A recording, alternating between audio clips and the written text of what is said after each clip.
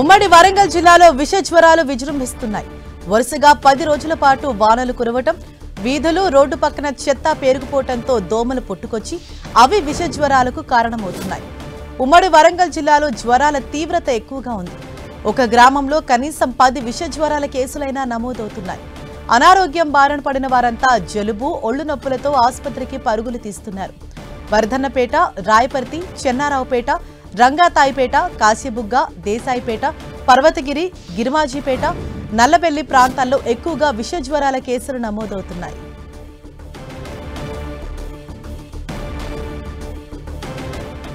ఇక వరంగల్లోని ఎంజిఎం ఆసుపత్రి వద్ద నుంచి మరింత సమాచారంతో మా ప్రతినిధి కుమారస్వామి మనకు అందుబాటులో ఉన్నారు.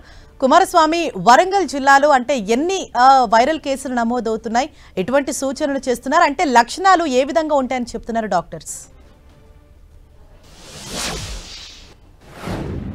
సో ఎస్ హరీష, ఉమ్మడి వరంగల్ జిల్లాలో ఉన్నటువంటి 6 జిల్లాల పరిధి లోపల విష జ్వరాలు అనేటువంటివి విజృంభిస్తున్నటువంటి పరిస్థితి ఉంది. వరుసగా కురిసినటువంటి 10 రోజులుగా కురిసినటువంటి వర్షాలతోటి ఈ పరిస్థితి తలెత్తింది. చెత్త, నీరు ఎక్కడికక్కడికి కూడా గ్రామాల్లో పేలుకుపోవడంతో దోమలు ఎక్కువైనాయి. అయితే గుండ్రపల్లి, తొర్రూరు, కోయవీరాపురం లోపల ఇప్పటికే 3 మరణాలు సంభవిస్తే దాదాపు 30,000 మంది విష జ్వరాల బారిన పడితే అందులో 300లకు సంబంధించినటువంటి కేసులు, అడ్మిట్ అయినటువంటి కేసులు ఉన్నటువంటి సిచ్యువేషన్ మనకు కనిపిస్తుంది. ప్రస్తుతం ఈ నేపథ్యం లోపలనే ఇటు ఎంజిఎం పైన, ఉత్తర తెలంగాణ కేంద్రమైనటువంటి ఎంజిఎం పైన తీవ్రమైనటువంటి ప్రెషర్ పడుతున్నటువంటి పరిస్థితి ఉంది. మనం ప్రస్తుతం ఇక్కడ ఉన్నటువంటి మెడికల్ వార్డులో ఉన్నాం. మెడికల్ వార్డులో ఉన్నటువంటి తాకిడిని చూడొచ్చు. అంటే స్థాయికి మించి ఇక్కడికి పేషెంట్స్ రావడంతో వైద్యం అనేటువంటిది అంటే చాలా వైద్యం అనేటువంటి కృతనిశ్చయంతో ఇస్తున్నటువంటి సిచ్యువేషన్ మనకు కనిపిస్తున్నటువంటి వాతావరణం ఉంది. ఉమ్మడి వరంగల్ జిల్లాలో డెంగీ మరణాలు, ఇతర విష జ్వరాలు అనేటువంటి విజృంభించడం అనేటువంటిది జరుగుతుంది. అయితే దోమల వల్లనే ఎక్కువగా ఇది వృద్ధి చెందుతుంది అనేటువంటి వైద్య నిపుణులు చెప్తున్నటువంటి పరిస్థితి. వరంగల్ జిల్లాలో జ్వరాల తీవ్రత అనేటువంటిది ఎక్కువగా ఉన్నది.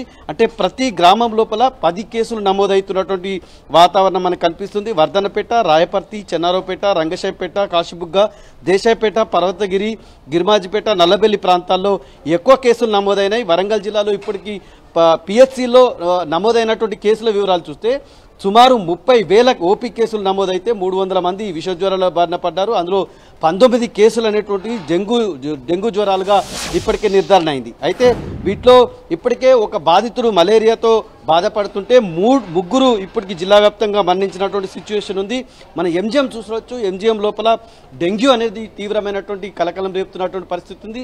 అక్కడ వైద్యం అందిస్తున్నటువంటి వైద్య విద్యార్థులు కూడా దాదాపు 3 డెంగ్యూ బారిన పడ్డటువంటి పరిస్థితి ఉంది. ఇక్కడ ఉన్నటువంటి సిబ్బంది కూడా తీవ్రంగా ఎఫెక్ట్ అవుతున్నటువంటి సిచ్యువేషన్ మనకు కనిపిస్తుంది. 300 మంది విష జ్వరాలతోటి ఎంజిఎంలో అడ్మిట్ అయితే దాదాపు 65 మంది డెంగ్యూ కేసులు నమోదైనట్లు వైద్య వర్గాలు చెప్తున్నాయి.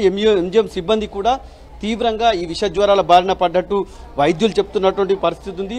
ఇది అంటే ప్రభుత్వ వైద్యశాలలకు సంబంధించి సిచ్యువేషన్ ఈ రకంగా ఉంటే ప్రైవేట్ ఆసుపత్రులు కూడా తీవ్రంగా కిటకిటలాడుతున్నటువంటి సిచ్యువేషన్ మనకు ఎక్కడికక్కడికి కనిపిస్తుంది. వైద్య వర్గాలు ఎవరైతే ఉన్నారో వైద్య వర్గాలు కూడా అంటే ప్రైవేటు వైద్యులైతే కాసులు కురిపిస్తున్నటువంటి సిచ్యువేషన్ ఉంది. ప్రైవేట్ హాస్పిటల్స్లో సామాన్యులు, మధ్యతరగతి ప్రజలు ఎక్కడ కూడా వైద్యం అందించుకోవాలనే సిచ్యువేషన్ ఉంది. దాదాపు లక్షల రూపాయలకు సంబంధించినటువంటి డబ్బులు చెల్లించాల్సినటువంటి పరిస్థితి ప్రైవేట్ హాస్పిటల్లో ఉంది. ప్రైవేట్ హాస్పిటల్స్ కూడా తీవ్రమైనటువంటి తాకిడి మనకు కనిపిస్తున్నటువంటి సిచ్యువేషన్ ఉంది.